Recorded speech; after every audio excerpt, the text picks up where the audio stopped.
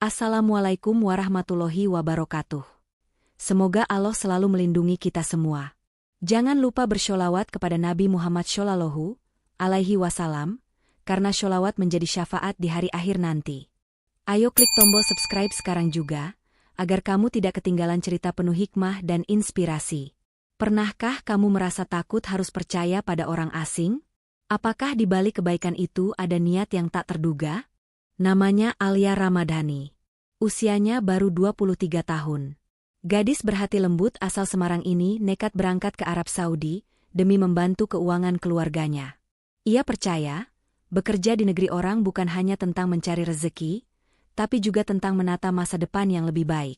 Namun, belum sehari di Riyadh, mimpi itu mulai terasa seperti mimpi buruk. Saat turun di bandara, orang yang dijanjikan akan menjemputnya hilang. Nomor telepon calo tidak aktif. Alia panik, tapi mencoba bertahan. Ia berjalan mengikuti petunjuk seadanya, naik bus kota menuju alamat yang bahkan belum pasti. Namun, nasib buruk belum berakhir. Sopir bus menurunkannya di tempat asing, jauh dari pemukiman. Hanya pasir, jalan kosong, dan matahari gurun yang membakar. Tidak ada orang, tidak ada sinyal, tidak ada tempat berteduh. Alia berdiri dengan tangan gemetar, menggenggam tas kecil berisi paspor dan sebotol air yang sudah hampir habis. Ia tidak tahu harus kemana, tak ada yang bisa ia hubungi, tak ada yang bisa ia percaya. Matanya mulai berair. Ia bersandar di tiang rambu lalu lintas sambil berbisik, "Ya Allah, lindungilah aku." Hampir sejam ia berdiri, hingga sebuah suara mesin mendekat. Dari kejauhan, cahaya lampu mobil menyorot tajam ke arah Alia. Sebuah mobil hitam mewah melambat di depannya. Pintu terbuka. Seorang pria muda keluar. Wajah Arab, tampan, mengenakan gamis bersih dan sorban putih. Tatapannya tajam namun penuh tanya. "Maam, are you okay?" katanya dalam bahasa Inggris. Alia menggeleng perlahan, suaranya nyaris hilang. "I'm lost. No one comes for me." Pria itu terdiam sejenak, memandangi gadis kurus di hadapannya. Lalu ia membuka pintu belakang mobil dan berkata tenang, "Get in. You can't stay here." Alia ragu. Tapi ia tahu, jika ia tetap di sana, ia bisa celaka. Ia menunduk, beristighfar dalam hati, dan perlahan masuk ke dalam mobil itu. Apa yang akan terjadi padanya? Siapa sebenarnya pria ini? Apakah ini awal dari petaka? Atau awal dari takdir baru yang telah ditulis Allah untuknya? Di dalam mobil, Alia duduk kaku. Ia menunduk, menatap jari-jarinya yang gemetar di pangkuan. Bau parfum lelaki itu memenuhi kabin. Hangat, bersih, entah kenapa menenangkan. Pria itu meliriknya melalui kaca spion. "My name is Khalid," ucapnya perlahan. "You don't have to be afraid." Alia menatapnya ragu. Ia menjawab pelan dengan bahasa Inggris yang sederhana. "Thank you, I don't know what to do." Khalid hanya mengangguk. Mobil itu melaju pelan, meninggalkan jalanan sepi yang baru saja membuat Alia hampir putus asa.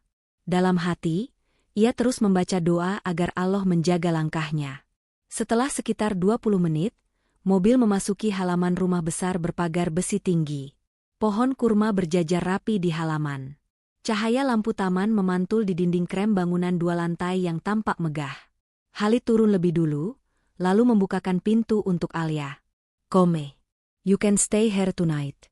Tomorrow, we will call the embassy." Alia melangkah ragu, menatap rumah itu. Hatinya berkecamuk. Apakah ia membuat keputusan yang benar? Namun saat Khalid menatapnya, ada ketulusan yang membuatnya sedikit lebih tenang. Mereka masuk ke ruang tamu luas dengan sofa krem dan meja kaca. Khalid menunjuk kursi. "Sit here. I'll bring you water." Alia duduk perlahan. Tubuhnya mulai lemas karena ketegangan. Saat Khalid kembali membawa segelas air putih, ia menyerah pada rasa haus dan meneguknya pelan. "Are you here to work?" tanya Khalid pelan. Alia mengangguk. "Yes, to work as a maid. But my agent, he left me." Khalid menarik napas panjang, menatap wajah Alia yang masih pucat. "It's dangerous. You should have someone to protect you." Malam itu, Khalid menyiapkan kamar tamu untuk Alia. Spray putih bersih, lampu redup, aroma bunga melati. Alia berdiri canggung di ambang pintu. Ia menoleh pada pria itu, suaranya pelan. "Tang Yu, I don't know how to repay your kindness." Khalid hanya menatapnya sejenak, lalu menjawab dengan suara lebih lembut. "Rest. We do talk tomorrow." Saat pintu kamar tertutup, Alia duduk di tepi ranjang. Matanya berkaca-kaca. Ia baru saja melewati hari paling menakutkan dalam hidupnya. Namun di balik rasa takut itu, ada ketenangan yang datang tanpa ia pahami. Apakah Allah menuntunnya ke sini karena alasan yang lebih besar dari sekadar perlindungan? Malam itu, Alia tidak bisa tidur. Lampu kamar temaram menyorot dinding bercorak geometris khas Arab. Selimut putih menyelimuti tubuhnya yang masih gemetar. Ia menatap langit-langit, berusaha mencerna apa yang baru saja terjadi. Baru pagi tadi ia masih di Semarang, mencium tangan ibunya sebelum berangkat ke bandara. Kini, ia berada di rumah seorang pria asing yang bahkan baru ia kenal beberapa jam. Perlahan, air mata menetes di pipinya. Ia membisikkan doa. "Ya Allah, Engkau yang Maha Mengetahui. Jika ini jalan terbaikku, maka kuatkan aku." Ketukan pelan terdengar di pintu. Alia terlonjak kaget. Ia menarik selimut lebih rapat.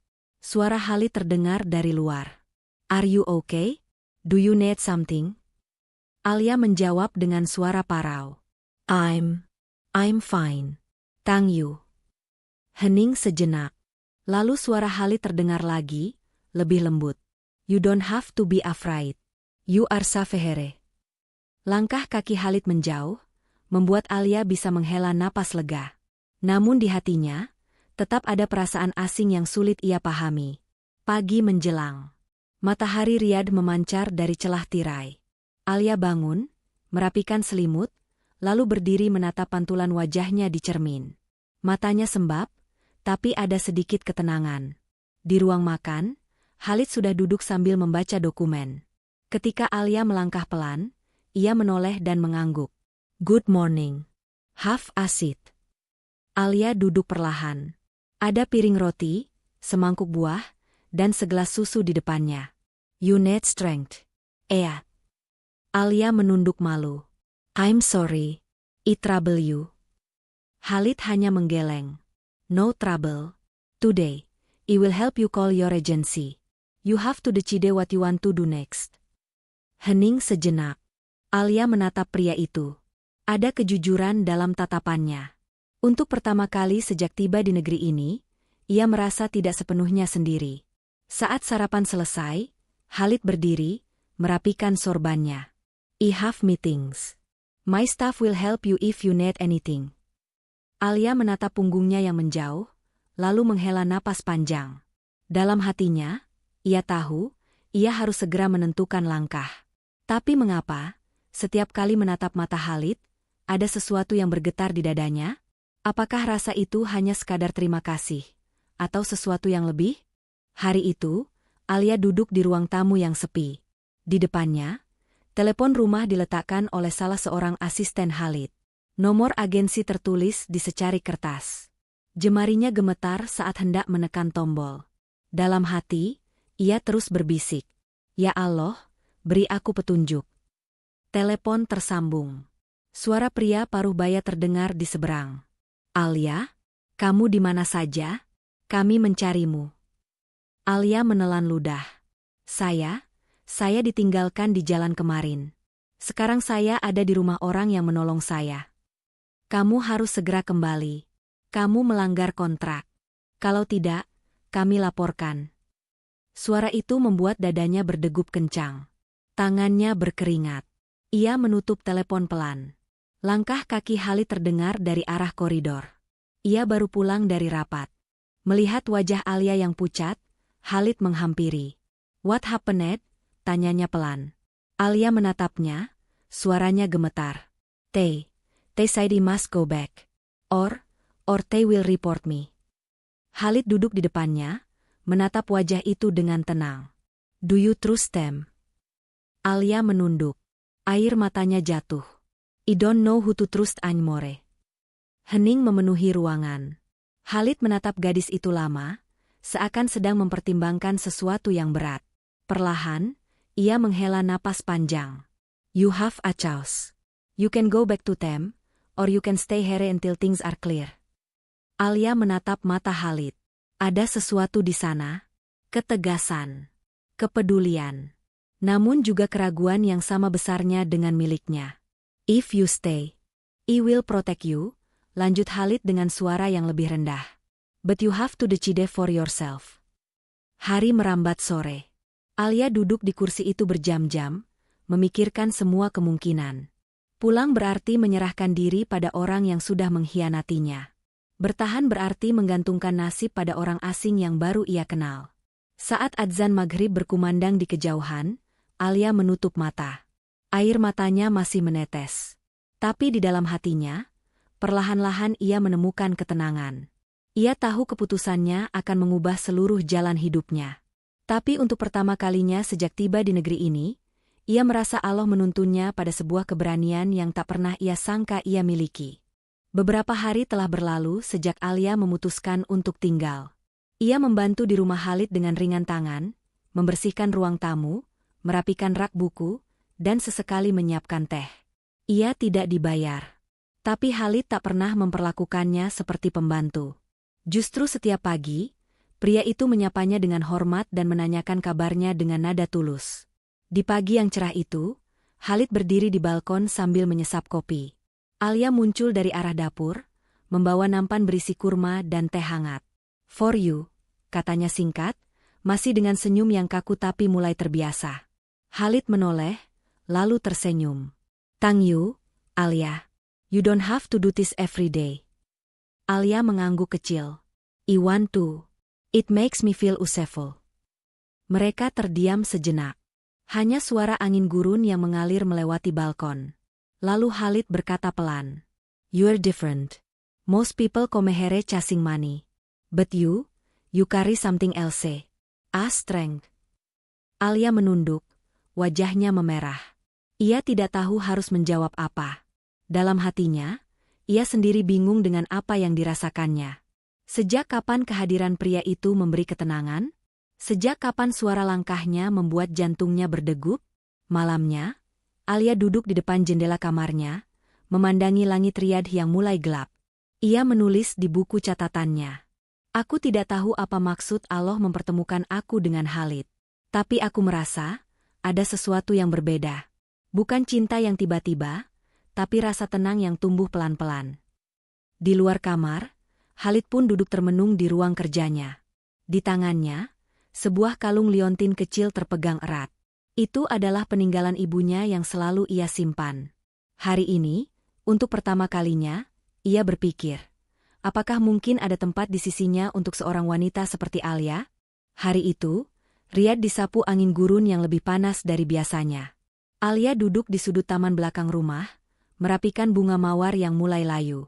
Tangannya sibuk, tapi pikirannya melayang jauh. Sejak pagi, Khalid tampak gelisah. Biasanya ia hanya sibuk dengan tumpukan dokumen, tapi hari itu ia mondar-mandir, sesekali melirik ke arah taman. Saat matahari mulai condong ke barat, Khalid akhirnya keluar. Langkahnya berat, sorban putihnya berkibar pelan tertiup angin. Ia berdiri beberapa meter dari Alia, menatap punggung gadis itu dengan sorot ragu. Alia menoleh. You look different today, katanya pelan, mencoba tersenyum. Khalid tidak langsung menjawab. Ia mendekat, berdiri di hadapannya. Suaranya rendah, sedikit bergetar. I've been thinking many things about you. About what happened to you. Alia meremas jemarinya sendiri. Jantungnya berdetak cepat. I'm sorry if I troubled you. Khalid menggeleng. No more. You didn't trouble me. You canget me. Hening sejenak. Alia mengangkat wajah, menatap matanya yang dalam. Ada sesuatu di sana, bukan hanya kasihan, bukan hanya rasa tanggung jawab, tapi sesuatu yang lebih tulus. Khalid menarik napas panjang. I don't want you to feel alone here. I don't want you to think you have no one. Because you have me. Alia menutup mulut, menahan air mata yang tiba-tiba datang. Suaranya gemetar. What? What do you mean? Khalid menunduk sebentar, lalu menatapnya lagi, lebih mantap. I mean, I care about you. More than I ever thought I could care about Anyone. I don't want you to go back to people who hurt you. Hati Alia seakan berhenti berdetak.